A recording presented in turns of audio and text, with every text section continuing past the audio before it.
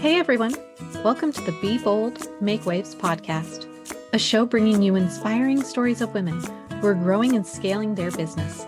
I'm your host, Laura Comark, a website and tech integration specialist who works with online business owners who love their work and not their website. Join me as we have incredible conversations about business, mindset, productivity, and of course, the website and tech behind the business. Let's go ahead and dive in to this week's episode.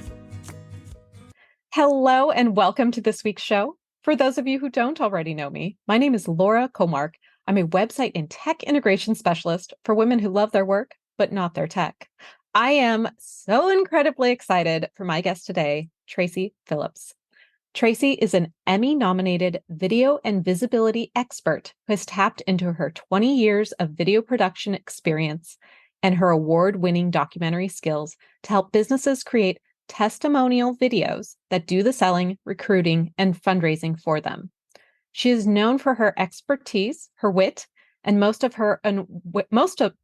for her unwavering enthusiasm for helping her clients and students use specific videos to impact internal and global audiences. Tracy's laugh and learn style of presenting has made her a highly sought-after speaker, trainer, and workshop facilitator. Her clients include New York Times bestselling authors, top real estate, and Fortune 500 companies. Tracy, welcome to the show. I'm so incredibly excited to have you here. Can you tell? So funny. I want to do funny things while you're reading I want to do like shtick or something, right? Like it's so funny hearing other people talk about you, but well done. Well done. Thank you. I'm really excited to get to know you a little better. We met briefly at the Experts Connect event that the fabulous Renee Rebar put on. Renee was on one of the earlier episodes of the podcast. I'll link that up in the show notes. But can you tell our audience a little bit about how you talk about your business? Tell me how you got here to where you are today. So in 1982, so I have been in the video production world for over 20 years, and I started in documentaries. And then about 8 years ago, I kind of found the online market. I was like, I discovered the internet, right? But I found online marketing, and it was through, Jeff Walker and just this online marketing. And I was meeting women and they were like not confident. And so I really started my business helping establish women who had a lot of authority and credibility offline get comfortable online, because there's, a lot of the people I work with have been very successful, but they don't have the confidence to show up and talk about what they do on video. And so it's really where I started online.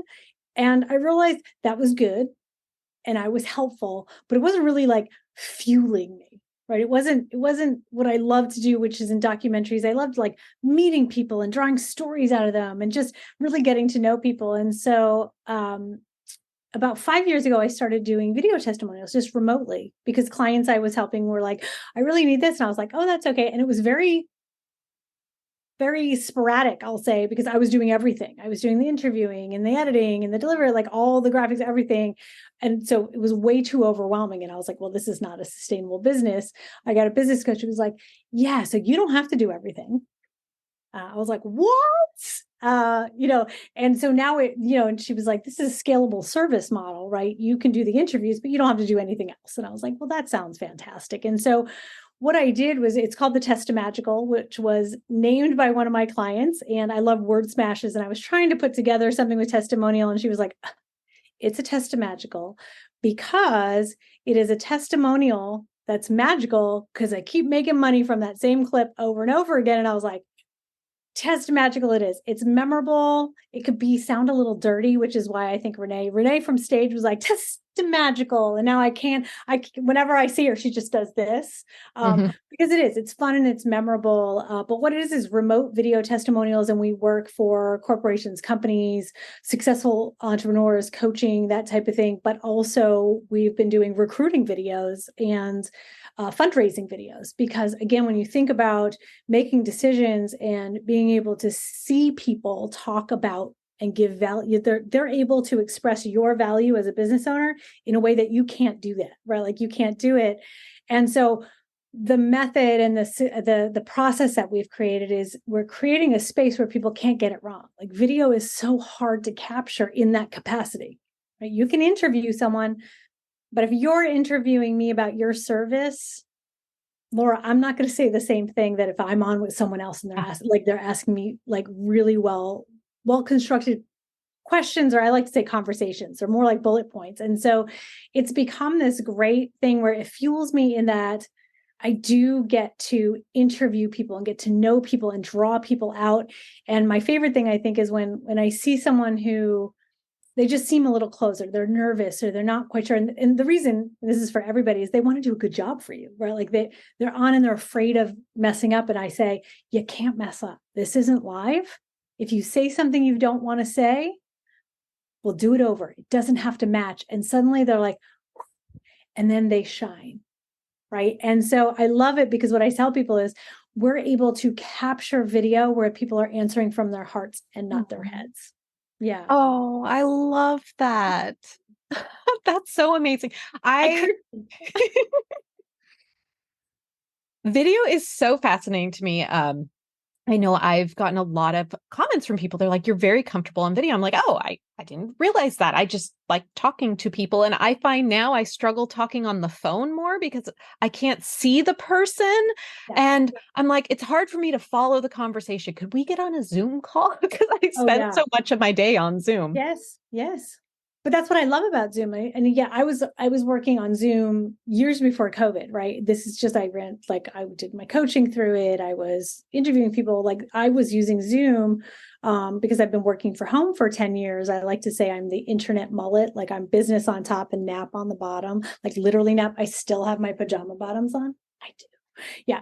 But there's something about being able to connect with someone who lives in California and I'm in Michigan, or I get to interview people from all over the world. And it's so exciting to me to be able to put a face to somebody. And I'm the same as you. If someone texts or whatever, I'm like, can we just hop on a Zoom? Right? Like or podcasts or anything like that, where they're not recording the video. I'm like, why? Hey, video is so powerful. Yeah. So good. It's so good. I want to talk a little bit about, you mentioned at the beginning that you were helping people who weren't really comfortable when they first get on. Are there any tips that you have for our audience who are like, you're not going to like them, Laura? No, yeah. I feel uncomfortable. How do I get comfortable? I do. And again, like the first thing I want to tell people is like, there's no one taking wonder. There are people who are maybe a little more comfortable or they're not as self-conscious, and that's fine. But the rest of us, like, and I say the rest of us because my journey is probably like a lot of people. I was a professional behind the camera. I was calling the shots. I was the one in charge. When I started my online business and had to put myself in front of the camera, I sucked. And so my biggest advice is you have to be willing to be a beginner, and you are going to suck. So even someone who starts pretty good, if they go back a year and they're consistent and they do it, they'll go back and still think they suck. So even though we look at it and go, yeah, that's pretty good, they're like, no, I can do better, right? And so everybody sucks at first. And I talk about something called the expectation gap. And that is, you watch people on video on the internet and they're here and you're like, that's what I want, but you're here, right? And that gap is not nearly as big as you think it is. But the problem is you think that you're going to go from here to here without practicing or doing anything, or I don't know, taking the little pill that like makes you great on camera the next day. I don't know what it is, but that is the expectation, is that that's how you're going to bridge the gap. The only way to bridge the gap from here to here is by making videos and sucking, making videos and sucking, making videos and sucking. And that is the only way. And that's how everybody does it. That's how every single person online gets comfortable on camera. And so you will not only stop sucking, you will start going, oh, why did I like really? Because it's us. Like we tell ourselves stories, reasons we shouldn't be on, and I've heard them all.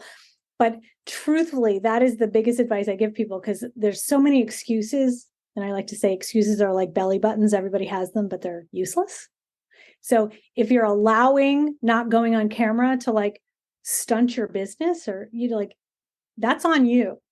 You are choosing that. And so you have to choose. I like to say, choose to suck, right? Like suck a little bit today, do it again. And so you really just have to, get clear on what you're talking about, commit and be consistent, and you will get better and you'll get more comfortable. And honestly, like I haven't worked with anybody who, they might not love it, but they're like, oh, whatever, I don't even really think about it anymore. And that's coming from someone who, I have a client who used to throw up before she went on video.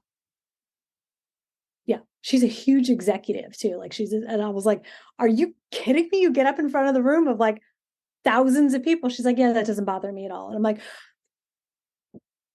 help me. Right. So I just made her do videos over and over and over again. Like she hated it. And so like, she would send me something. I'm like, how many takes did you do? And she's like, 30. And I was like, and she's like, number 2. And I'm like, right. So you recorded 28 extra videos for no particular reason. And I'm sure a lot of people, right, like just go with the first one and then make it better the next time.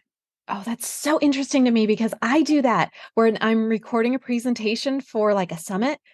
And I tried to do, I was stalling. And I had one of my friends was like, just go do a quick run through. And I was so exhausted by the end of it. I'm like, I'm sure it's fine. It'll be great. I don't want to do that again. It took so much time. And I'm like, it's fine. Done is better than perfect. And I find it's more, done is better than perfect. yeah. And I find it's more relatable when people have little like mistakes, if you will. I'm so glad you said that, because that's exactly, I didn't want to interrupt you, but that's exactly what I was going to say is, you're human. I'm human. If you show up and it sounds very practiced and scripted and like, listen, I do webinars, I do them all the time and they are written word for word. My jokes are written there because I can't go off script. Like I will like go down the crazy train, but everybody goes like, oh my God, how did you do a 45-minute webinar without notes? And I'm like, I'm reading every single word. Right.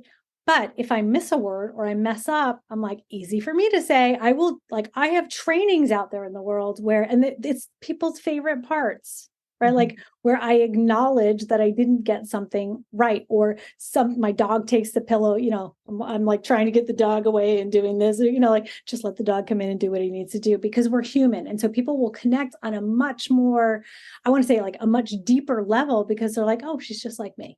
Yeah. You're not relatable. Like, right. It's very relatable. And if you show up and you're perfectly cost and perfectly scripted, it's why the trend in video is really to real, raw, human, like cuts, not slick video editing. And they've done tons of studies that consumers, audiences prefer real, raw video to highly produced commercial video. I hope everybody just heard that. Right. Because we all real and raw. And so just kind of embracing those. I had a best compliment someone who also taught video, and she reached out to me once and she's like, I just want to thank you because you have given me permission to show up on video as the quirky person I am. I was trying to be somebody else. And that's the thing, is like, who are you trying to show up with? There is no one quirkier than I am, right? Like I consider myself hilarious. And I tell people that I think I'm hilarious. Right. And that makes them, they're like, wait, did she just say that? Yeah. Yeah. So I think there's magic in just being human. Yes. Oh, I can't agree more. I love that. Okay. I want to talk a little more about video testimonials, and for our audience, like if they're like, oh, I have great written testimonials for clients. Well, I'm so glad we touched that. Let's talk about how can they get video testimonials from clients? How can they get to that next step? So written testimonials are great and they have a place, but they are not nearly as effective as video testimonials. And so the weight of a video testimonial, and again, when we talk about a humanness, is 93% of what you convey is done through gestures and what you're doing with your face. You get 0 of that in a written testimonial. The written testimonials are static and generally faceless. And I'm really glad you mentioned this, because I get a lot of people who are like, I don't need, and I have tons of Google reviews, or, oh, I put this on there. And again, those are great. But with the uptick in AI, there is a huge decrease in brand trust. People do not, and I forget what the stat is from Forbes, but I think it was like 69% of people said they don't believe the reviews that they're reading. That's a problem, right? That's a problem, because if it can be auto-generated, and I'm guessing your audience and my audience and anybody else like, who would do that? They are. Yep. Right? And so a video testimonial cannot be faked. It cannot be. And so what people really are tapping into is when, a human sees another human, they either see a piece of themselves in that, or again, like I said, like that person is able to convey the value of your business, your product, whatever it is, in a way that you simply can't do in written testimonials, and you can't really do yourself. Like you, Laura, can be like, I'm amazing. And I love people who do that. Like I say it all the time, right? And my family's like, yes, you're amazing. But it does not, people believe what other people say about your business. And I always say, your brand is not your business. Your brand is what other people are saying about your business. So if they're not saying anything, what does that say about your business? And so video testimonials are tough because, there's apps for it. There's like, I know people teach like just do the interview, but as we talked before, like I'm not going to open up as much. If you're asking me about you, I'm still guarded, right? Because I'm not quite sure, like, what if I don't say the right thing, or is that what you want me to say, Laura? I don't know. So it's tough for me to teach, and that's why, it's 100% done for you service. But interviews would be the place I would start. What I would do is interview and record just their side. So you're recording both. So the way we used to do it, we don't use Zoom anymore because we use a high quality. We have like a online virtual studio that records both sides high def. And so, but what you're able to do is if you're using Zoom is pin their video so we just see them, still have the conversation, because at least you'll be able to pull moments of them saying things about you where you're not side by side. I think people see interviews and feeds and they're like, oh, I don't have time to watch a 30-minute interview. I don't have time.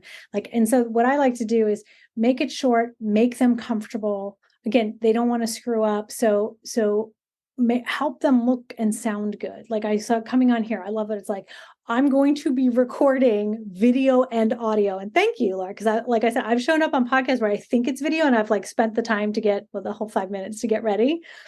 And the guy showed up and he wasn't on camera the whole interview. And I was like, it would have been awesome to know that we weren't going to be recording video, because I would not have gotten dressed for you, my friend. Right. And so you want to be kind and help them and touch points and let them know how it's going to be, but also make it short. Make it short. And here's a little trick. You're interviewing and we're talking, whatever it is, you're figuring out what you want them to say first, and then crafting the question or bullet point. So you have to think about the answer you want to craft the question. And the biggest mistake I see with written testimonials and with video testimonials is that people make two critical mistakes. One, they ask everybody the same exact questions. You know what you're going to get? The same exact answer. Laura's great. Laura's great. Laura's great. Right? That's not helpful. It's nice. Agreed.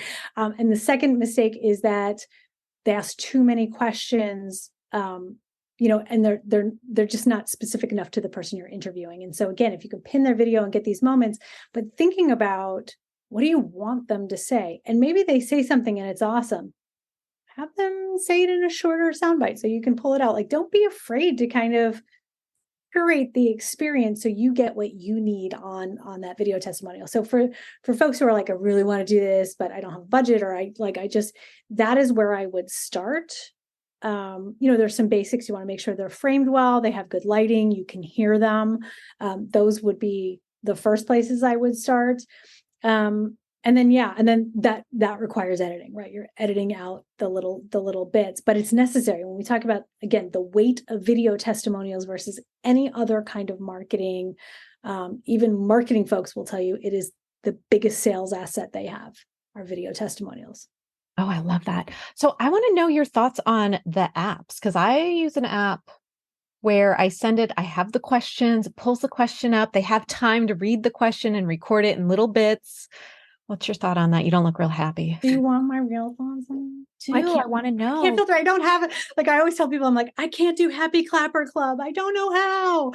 I have no filter, Laura. And here are my thoughts on those, because I have been on the receiving end of that, where someone was like, hey, we got this app. And I thought, I'm interested. I'll do it. I don't love them. So here's the thing. If you are getting usable answers and they're compelling and it's like moving the needle for you, then do it, right? It just really depends on the answers you're getting, right? So I can't tell people not to use it. My experience with apps I was at a live event where there were 1,000 people in the room. And that was their ask to, I forget what the app was, but they were like, please go and do this. I happen to know people on the back end of this business. And I asked, how many did you get? 11. 11 out of 1,000 people did it. How many were usable? 0. So I always say you get what you pay for, right? Like, so people hire me to come to their events to do that. We pick a room, we have people coming in, right? Like, it's a very, so my experience with the apps and my experience when you're asking someone to drop a video or make a video is, again, it puts all of the pressure on them. And so they're afraid they're going to get it wrong. And my experience, again, at the point, this is like maybe 2 years ago, I'm really comfortable at this point on camera. Like, I'm thinking whatever, I'll breeze through it. Like, you can re-record. I left so frustrated because I'm like, no, that's not right. That's not what I really wanted to say. And then I kept thinking about it, and so I don't love them because I don't think they're answering from here. I think they're answering from here, and they're so worried. Again, you're going to always get that outlier who's like, great, I'll do it. I was at a live event yesterday. Huge marketing guy, works with Donald Miller, like has a brand agency. At the end of it, I thanked him. I was like, that was really good. He's like, hey, I have a really fun idea. Want to drop a video for me since you're the video testimonial lady? And I was like, yeah, no problem. You're going to interview me? No, just say whatever. So he's holding his phone up to me, say whatever. How about asking me before I came into the event, what was I expecting and did it meet my expectations? Because that would have me go, oh my gosh, this blew what I thought I was walking into out of the water. What I ended up saying was like, it was amazing. I said that. It was amazing because I was like, I got nothing. Like, you throw a camera up in my face. So again, like, I don't love it. Obviously, I do have a very big opinion on this, Laura. That's why I asked. I knew you would. But I never want to discourage people and say like, well, I'm not ready. I can't, like, try something and see how it works. Yeah. That's what I'm going to say. Is it working for you? I'll ask you that. The clients who've gotten back to me, I had one who she didn't use the app. She just recorded herself. It was probably one of the sweetest videos. And like, you could just feel the connection we have as a client. And like, there was a lot of emotion coming from it. And it was really awesome to see. And she didn't actually, she I think missed the app piece of it. I have another client that just filled one out after I was like prodding her for a while. I'm like, you can't be my favorite client if I don't have a case study for you. That badge will be taken away. And so she's like, oh, I thought I did that already. I'm like, nope. And within like 3 days, I had it. And she's very comfortable on camera. She's has a YouTube channel. That's a lot of my clients are doing a lot of video anyway. And I mean, she went off on some tangents. She's hilarious. I still haven't done anything with it. I need to take it and then like edit it and do all the things I do, but it was great. Right. And so again, like from that, you have usable bits. Yeah, right? Exactly. That is not the case for everybody. But again, like if you are watching this or listening to this and you're like, well, yeah, I think actually some of my clients might be okay, then do it. Right. Like that, like then you'll have something, and it's better to have something with humans on video than nothing. Yeah. Right. Oh, I love that. I know I do. Now you are kind of making me think because I had thought recently, I'm like, oh, I should do some client interviews just to get some more testimonials, just get some more in-depth feedback. And that's actually been something I had put a pin in it, but that pin might be coming out. So obviously you're recording it, have it transcribed too, because when we do Testimagical, as part of their deliverables is they get a transcription every single 10. We do 10 interviews. That's marketing gold because we can only use small parts of it, right? But then they have all this other stuff that says all these wonderful things, and it's good for posts. We're also working with the VA now, where we're also going to deliver.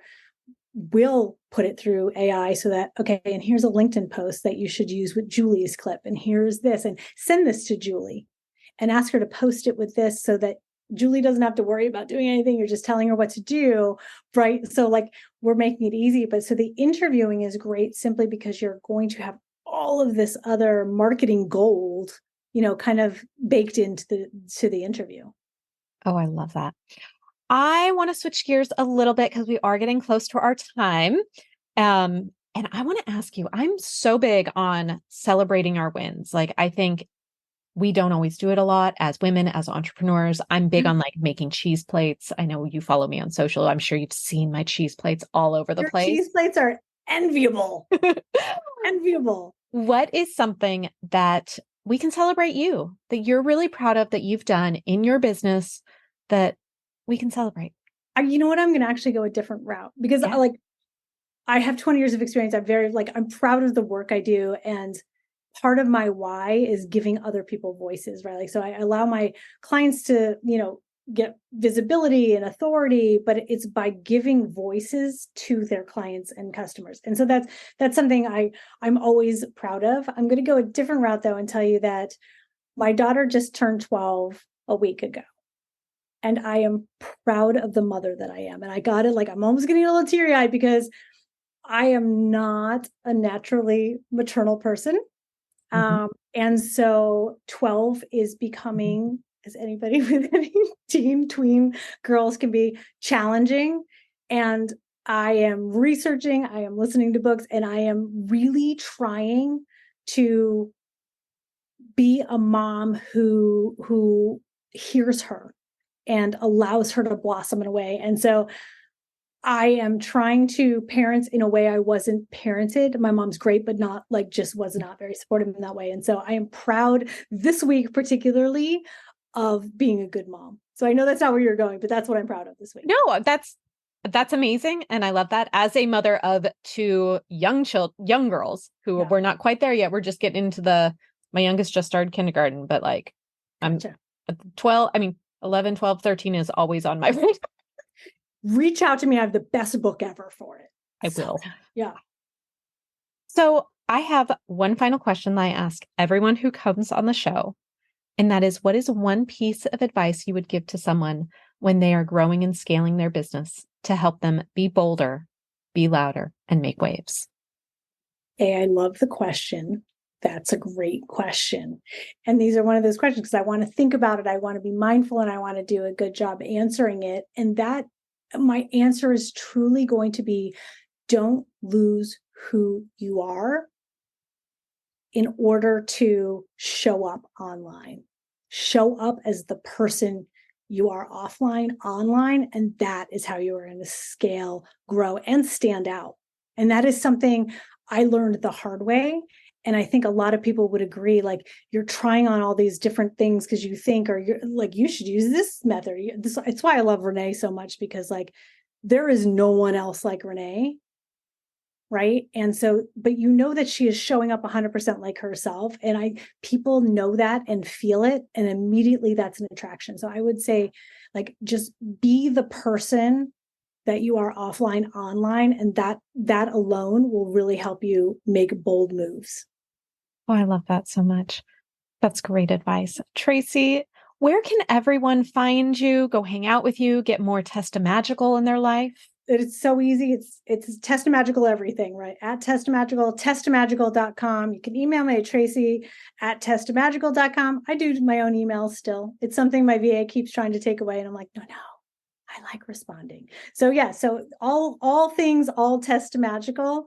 But I am always very available. I will respond to DMs. I will respond to things, but I am a true connector. And so, I just reach out. I'm here. Wonderful. Thank you so much for coming on the show today. This was so much fun. Thank you. You're a fabulous interviewer. Oh, thank you. Thanks so much for listening to this week's episode. Be sure to check out the show notes at lauracomark.com/podcast. And if you're ready to turn your website into a marketing machine, get more sales, save time, and simplify the back end of your business, grab my free resource, Power Integrations for your website. Head on over to lauracomark.com/power. If you enjoyed today's episode, make sure to subscribe. And also, I'll just love you forever if you leave me a review. It helps get this podcast in front of other people that can help inspire. Thanks so much for listening. I'll see you next week. Bye now.